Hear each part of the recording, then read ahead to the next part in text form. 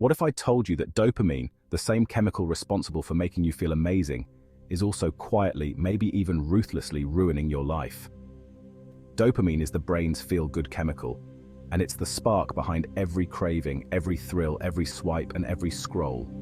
We're living in a world where dopamine is more accessible than ever, and every app, every ad, every screen is designed to keep us hooked. But here's the irony. The more we chase it, the less satisfied we actually feel. Today, we're diving into the science of dopamine, overstimulation, and how our never-ending quest for pleasure is quietly, yet powerfully, rewiring our brains. Let's explore what dopamine does, why overstimulation is changing us, and how short-form content on platforms like TikTok and Instagram Reels is not just grabbing our attention, but actually making it harder for us to focus, to feel content, and to enjoy real life. Alright, so what exactly is dopamine? Dopamine is a neurotransmitter, a chemical messenger in the brain that plays a big role in motivation, pleasure, and reward. You can think of it as the brain's "I want more" signal.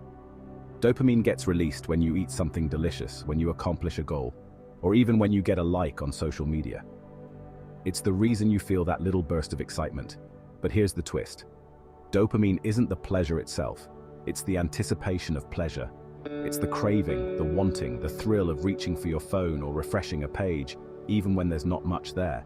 And that's where it gets tricky. We're now living in a world designed to keep us in a constant state of craving, of seeking, of wanting more. Our phones, social media, video games, even the food we eat, all of it is engineered to give us repeated dopamine hits. Apps are packed with notifications, bright colors, sounds, and animations, all things that trigger small hits of dopamine. It's like a digital candy store that never closes, and our brains, they're completely overwhelmed. Platforms like TikTok and Instagram Reels are perhaps the most intense example of this. These apps serve up bite-sized videos, one after the other, endlessly. Each video gives us a micro hit of dopamine, and the shorter, faster, and more stimulating the content, the better it works. Scroll, watch, scroll again. It's addictive, and the algorithm learns what hooks you, what keeps you scrolling, and feeds you more of the same. But what happens when we get used to this level of stimulation? Overstimulation is where things start to fall apart. Our brains evolved in a world where dopamine spikes were rare, where rewards took time, effort, patience. But now, we're flooded with so much stimulation, so many dopamine triggers, that our brains are struggling to keep up. It's like we're constantly running on high alert, our pleasure circuits firing non-stop, making us numb to the simple, slower pleasures of life. Here's how it works. Every time we get a dopamine hit, our brain's pleasure system gets a little weaker. It's like tolerance. The more we expose ourselves to instant gratification, the less we actually feel it. You know that feeling when you've been on your phone for hours watching short videos and suddenly everything else just feels dull. That's overstimulation at work. Our brains adjust to high dopamine levels, so it takes more and more to feel the same effect. Eventually, what used to excite us feels boring, and the things that truly matter require more effort than we're used to putting in. Now here's where it gets even more concerning. Our attention spans are shrinking. In the age of TikTok, Instagram Reels, and YouTube Shorts, our attention spans are being whittled down. Content creators are competing for our time, our attention, and the best way to do that: keep it short, keep it flashy, keep it fast. Videos get shorter, more visually intense, and punchier to keep us scrolling. The problem? Our brains start to crave this fast-paced stimulation. Real life, with all its natural pauses, starts to feel slow, boring, uninteresting. This addiction to quick dopamine-triggering content doesn't just affect our ability to focus, it changes how we experience the world. It's training us, and especially kids, to expect instant rewards. The natural world, books, deep conversations, and even hobbies, things that take time and patience, can start to feel like a drag. Kids today are growing up with their brains hooked on short bursts of stimulation, making it hard to develop patience, long-term focus, or the ability to work on something without instant results. It's not just an issue of attention, it's an issue of development. We're conditioning ourselves, and an entire generation, to expect life to be as fast-paced and thrilling as a TikTok feed. Think about it. When was the last time you sat through an entire movie without checking your phone, or read a book without feeling the urge to take a break? Even simple activities like going for a walk can feel boring compared to the constant stimulation of social media. Our brains are becoming addicted to this short-term dopamine rush, and it's making real life harder to enjoy.